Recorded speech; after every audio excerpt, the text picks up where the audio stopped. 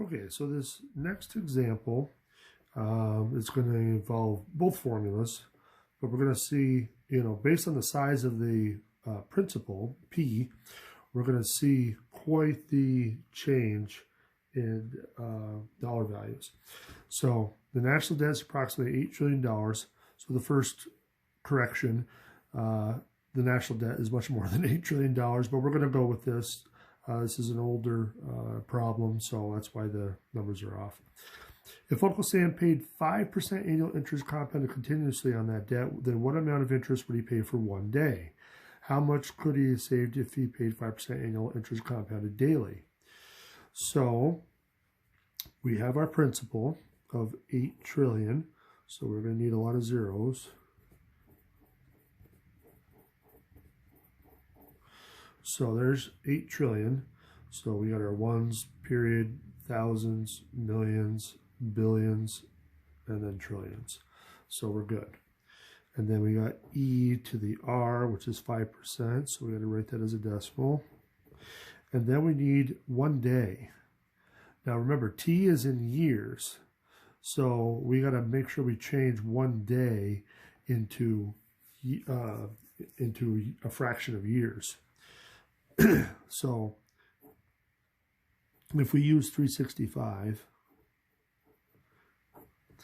then we can write it as 1 over 365. So that should give us A. Now, if we dig out our calculator here, so let's see what we get. So we got 1, 2, 3, 4, 5, 6, 7, 8, 9, 10. Oh, we can't even do it on this calculator. Grab a different calculator. I have one here. Let me pause for a sec. All right, I found it.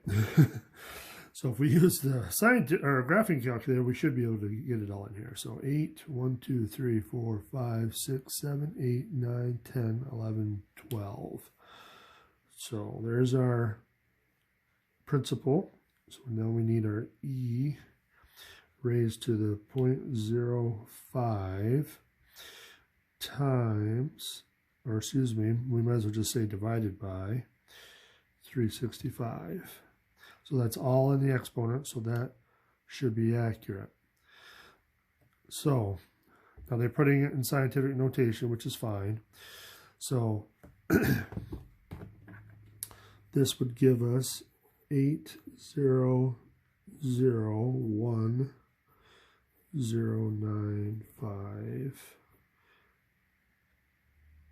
965, and it doesn't give any more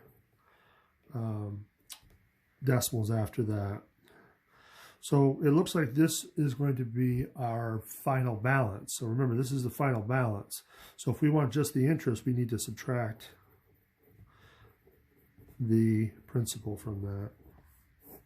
So we got 1,095,965,000. So looks like we get about $1 million, over $1 million, 1.1 million roughly.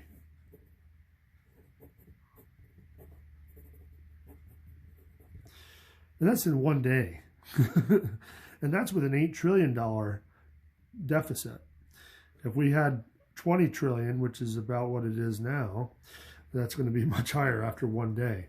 So let's see what the difference is if we use compounded daily. So we're going to have our same principal, 3, 4, 5, 6, 7, 8, 9, 10, 11, 12. And then we got our 1 plus R over N. So daily means that N is equal to 365.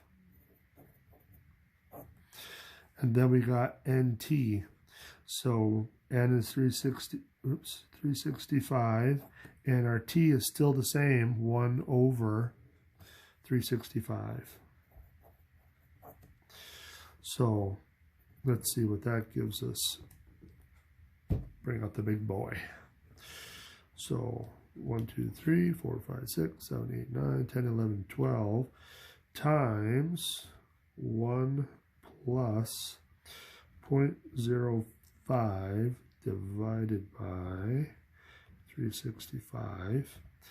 And now our exponent, really, is just going to cancel out to be equal to 1. So we don't even need to put an exponent here. So if we hit enter, then we get that. So 8, 1, 0, 9, 5, 8, 9. And that looks like all we get for numbers. 0, 0, 0, 0. So again, if we subtract our $8 trillion from this, so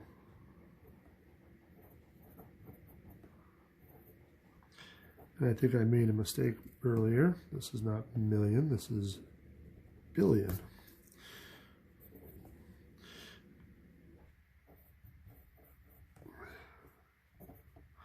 So it's really not much different. There's, you know, but you're still talking $75,000 difference. So this is still $1.1 billion, but the difference is going to be equal to about $75,000. So, and that's just the difference between compounding it daily versus compounding it continuously. So, and again, this is rounded because of the calculator, but if you have a program, if you use Excel or something, you probably can get some pretty precise results. But so we're gonna use this though for now. Okay, so that was another example following this. So we'll stop there and do some more in the next video.